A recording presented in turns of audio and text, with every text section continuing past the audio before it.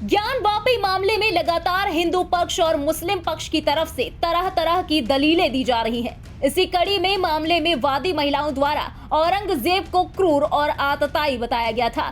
साथ ही औरंगजेब द्वारा मंदिर तोड़े जाने की बात कही गई थी, जिस पर मुस्लिम पक्ष द्वारा ऐतराज दाखिल किया गया है। इस पर हिंदू पक्ष और मुस्लिम पक्ष के वकील ने प्रतिक्रिया भी दी है।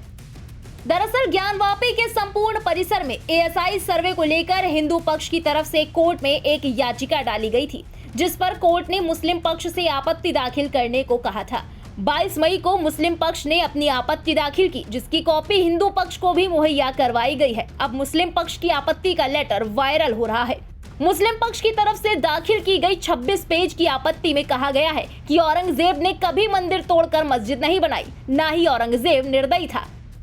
आपत्ति में अंजुमन इंतजामिया मस्जिद कमेटी की ओर से कहा गया है कि मस्जिद हजारों साल पुरानी है और वादी गणों की तरफ से दुर्भावनावश मुस्लिम शासकों को आक्रमणकारी बताया गया है, लिहाजा मामले को खारिज किया जाना चाहिए। पैराग्राफ 3 में ये कहा गया कि औरंगजेब बहुत कट्टर, निर्दयी, आतंकवादी, आताती, जो भी उन्होंने शब्द इस्तेमाल करना था।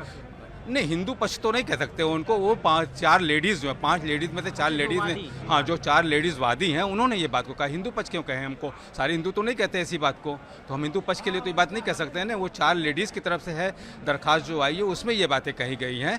तो जो उनकी बातें कही गई हैं उसे हम एक्सेप्ट तो नहीं कर सकते हैं ना। वो उनका अपना तथ्य है, वो साबित करना उनका अपना भार है। वो साबित करने की जिम्मेदारी उनकी। ऐसा कोई भी एविडेंस उन्होंने दाखिल नहीं किया जिससे मैं ये कहूँ कि उनकी बातें सत्य हैं। मैंने उनका एतराज़ दाखिल किया और एतराज़ में मैंने ये बातें कही हैं, जो कही वो सत्य हैं। हमने जो उन्होंने कहा कि आतंकी, आतंकवादी, उसमें उन्होंने मंदिर को तोड़कर मस्जिद बनाया, ऐसा मेरे पास कोई एविडेंस नहीं है। मेरे पास जो एविडेंस और बाकी जो रिकॉर्ड आ रहे हैं या जो एक मुकदमा दीन मोहम्मद बनाम सेक्रेटरी ऑफ स्टेट 62 चला, उसमें भी सारी बातें उठाई गई थी। वहाँ भी ये हुआ कि वो मासिरा आलमगीरी भी उसमें पढ़ी गई और उसको लाया गया। तीनों किताबें लाई गई, इंग्लिश वाली और फारसी वाली और उर्दू वाली थी, लेकिन उसमें भी कहीं ये बातें स्पष्ट नहीं हो पाई हैं। ये बाकायदा उसमें कोडेड है, तो ऐसा कहीं नहीं मिला मुझे। मैं उस ज़माने में तो था नहीं, क्या था क्या नहीं था, मैं कैसे किसी बात को कह दूँ कि ऐसा है ऐसा नहीं है।